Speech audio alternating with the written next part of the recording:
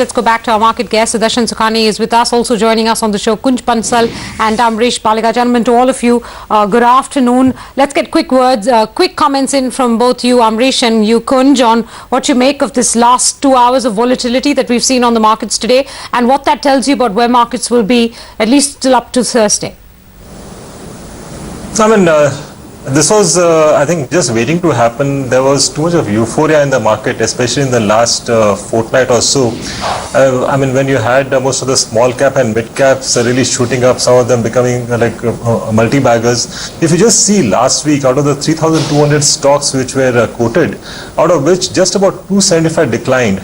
And you had the rest of the stocks, nearly 92% of the stocks quoted actually moving up in value in the last 5 working days. And I mean, especially 200 stocks had moved beyond 40% to 100% in last 5 days. So I think this was a bit too much to actually digest, even for marketmen who've been there for a very long time in the market. So I think, I mean, this was just like waiting to happen, and it's like happened today. But then we are clearly in a long-term bull market. These corrections are bound to happen, and in case we see a further correction, surely at lower levels it is worthwhile to buy quality stocks and not these cats and dogs which have moved up in the last 15 days. Kunj, would you say that correction already happened today, because we've seen the Nifty come down very sharply from 7,500? So would you come back into the markets? So I don't think I can say that the Nifty's correction is over for the time being. Let's keep in mind that this week is the expiry week. And in my view, that is the main reason that we have seen the volatility and could see it for next 3-4 days continuously. In terms of strategy, yes, I think for me all the dips are the buying opportunities. So public sector banks, wherever one had missed out, have already given a part of the opportunity, but there will be more opportunities over the next 3 days. So whenever there is an opportunity, yes, I will be a buyer in the market. Okay, we're going to go for break, but before we go on, I must tell you that Sudarshan this morning at least 3 or 4 times on this channel said book profit as the Nifty got to 7,500. Sudarshan, we'll come back and ask you what you think after the short break. Stay right there.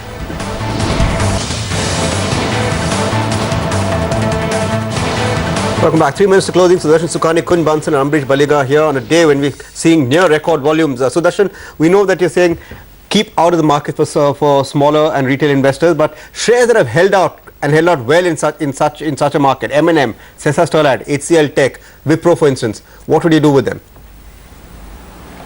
No, I wouldn't actually go and trade any of them. If I own them, then there's nothing wrong in riding a correction. If I am a long-term investor, this is just one of the many corrections that will come about. So there's nothing to worry. I'm only talking about traders, and we are usually talking about short-term trading. Mm-hmm. If I have M&M, and in the morning M&M was one of my buying, it was in the buy list, I would get out and take profits, and that would apply to Sesa Sterlite and to almost anything that's making money today in this environment.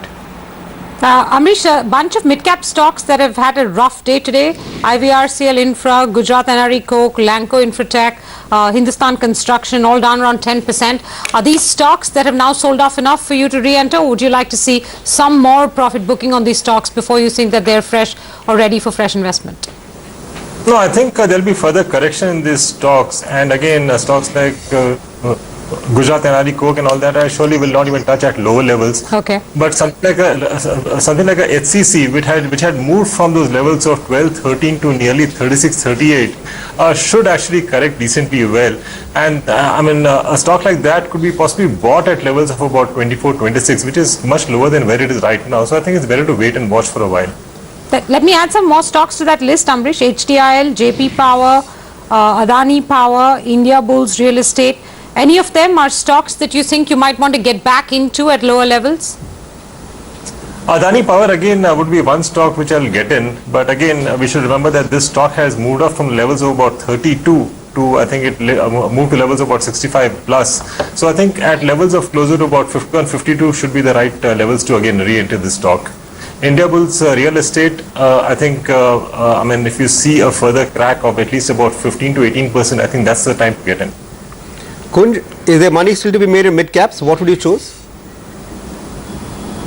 Yeah, there is a lot of money to be made in mid caps. Yeah, Kunj, sorry Amrish, that was for Kunj. Sorry, I didn't make that clear. Yeah, so I was saying there is still a lot of money to be made in mid caps. Public sector banks mid caps are clearly throwing very good opportunity. So stocks like Dena Bank and UCO Bank are two good investment opportunities. Any correction will be even better opportunity. Within the finance but non-banking space, NBFCs like SKS Microfinance, Repco Home Finance are another two good investment opportunities that are there.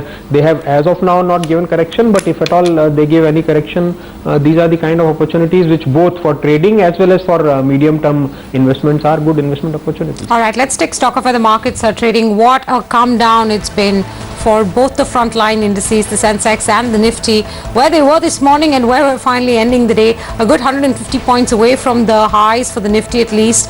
Now, almost closing flat for both the frontline indices. It has recovered from the lows of the day as well. Don't forget, you know, when we started the show, it did look like these markets would crack about 2 or 3%, you know, and we've sort of saved ourselves from that. On the losing side on the Nifty, DLF is the top stock, down 6%, BHEL down 5 or 6%, IDFC down over 5%, Bank of Baroda down 4.5%. Most PSU banks have had a tough day today, so you want to add SBI to that list as well.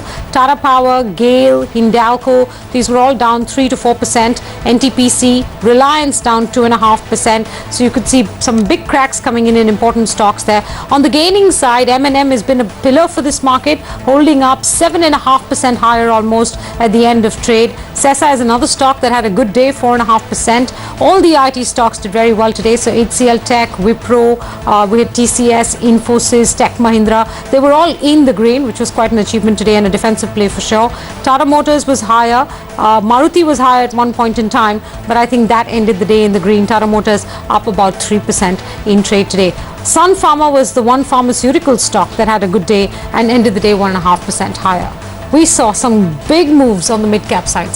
Big moves, Menika, but still finished about 2% lower. One point of time, it was down almost 4% in the mid-cap index. But the story of the day really is, if you want to look beyond all of this, the volume. They're clearly in the top 3, top 4 volumes, historic volumes, 4.7 lakh crore rupees worth of shares traded today. That's very, very big. I can run you through a list of mid-cap shares that have lost, but it's just going to be a long list. If you were looking for sectors, it's Realty. Realty took a big beating.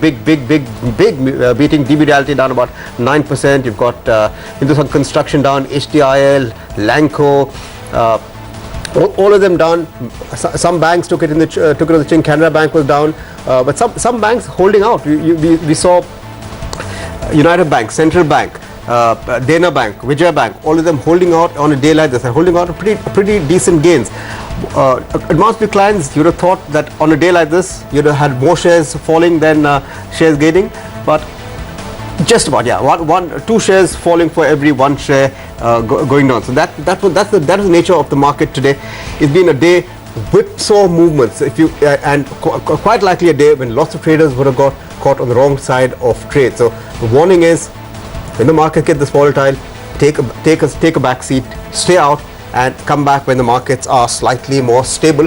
And that's what today has clearly proven. If you're looking for, of course, investment buys, you could have possibly found something here. So Darshan, investment buys from here? Well, yes, since you're asking, NIT Tech,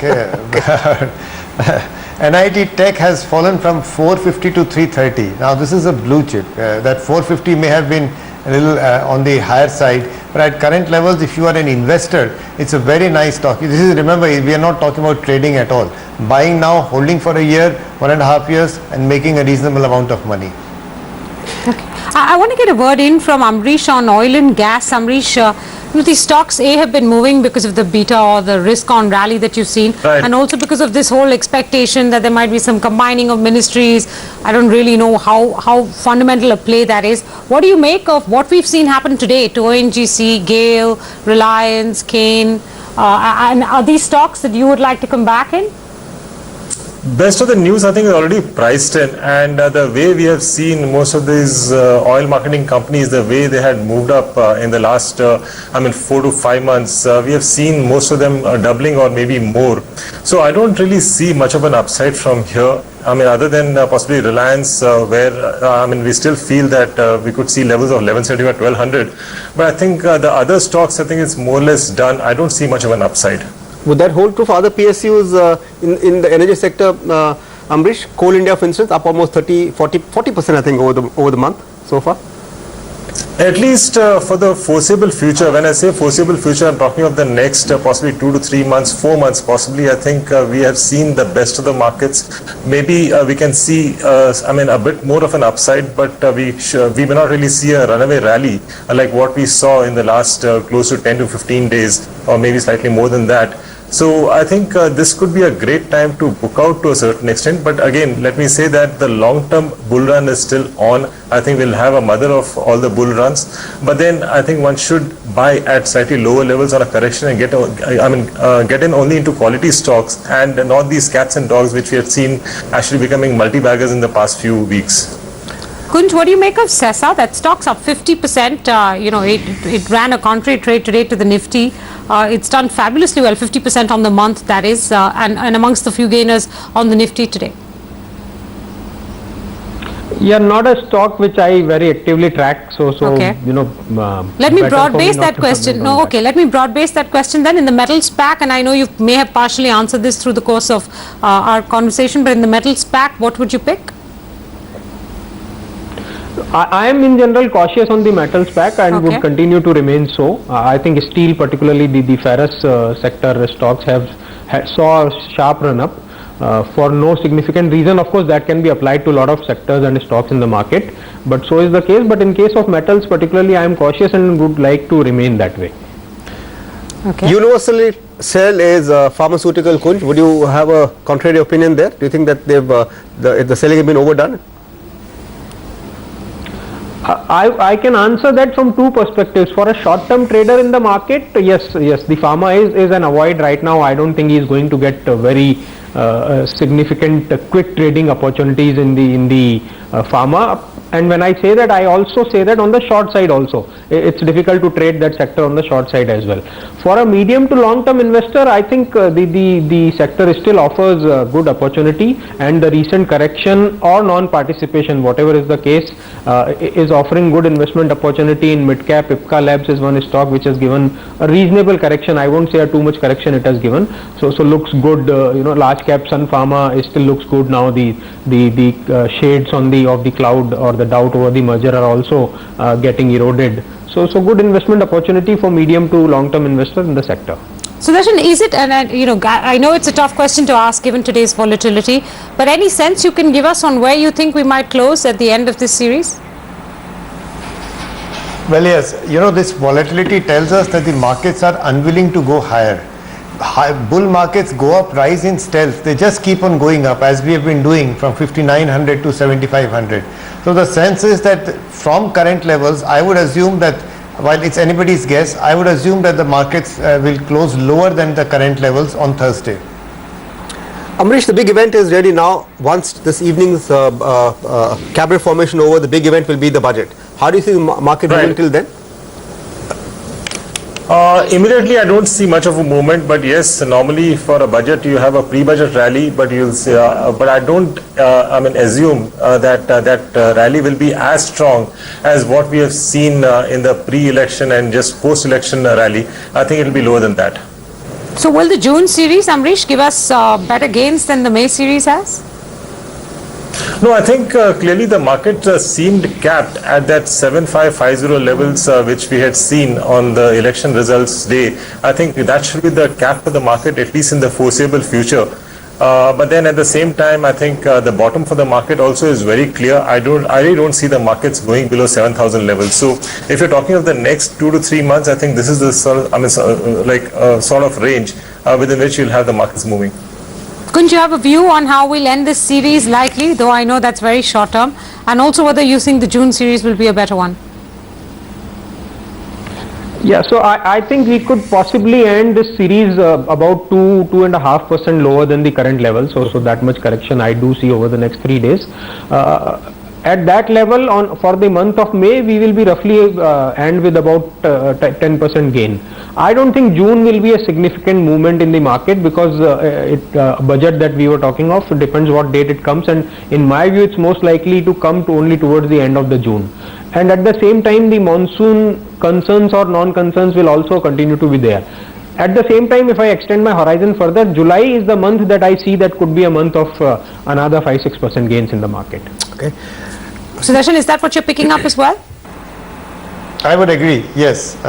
June could be a dull month and maybe even lower. I assume it will be lower than May, and if it is lower than May, then July could be a far better month, and I would tend to agree with this analysis. Amrish, there's a possibility that June, we could have a lot of announcements from the government because we'd have new ministries in place. Mr. Modi is a man who's known to surprise people. He may not really wait for the budget to make some big announcements. He may see big announcements coming in June itself. In that case, do you think we all could be caught by surprise? Not really, because I think the market is assuming that everything will be good from a market point of view, but it's not necessarily that. Okay. There could be some tough decisions being taken, and I think that's the time you'll have the markets reacting. Okay, so you're saying long term good for the economy, but short term pain. Absolutely. All right, gentlemen, thank you very much for joining us on what's turned out to be a roller coaster day for the markets. Sudarshan, Amrish, as well as Kunj, thanks very much for your time. We'll slip into a quick short break on closing bell. When we come back, the Department of Disinvestment has suggested a 10% listing of the Indian Railways.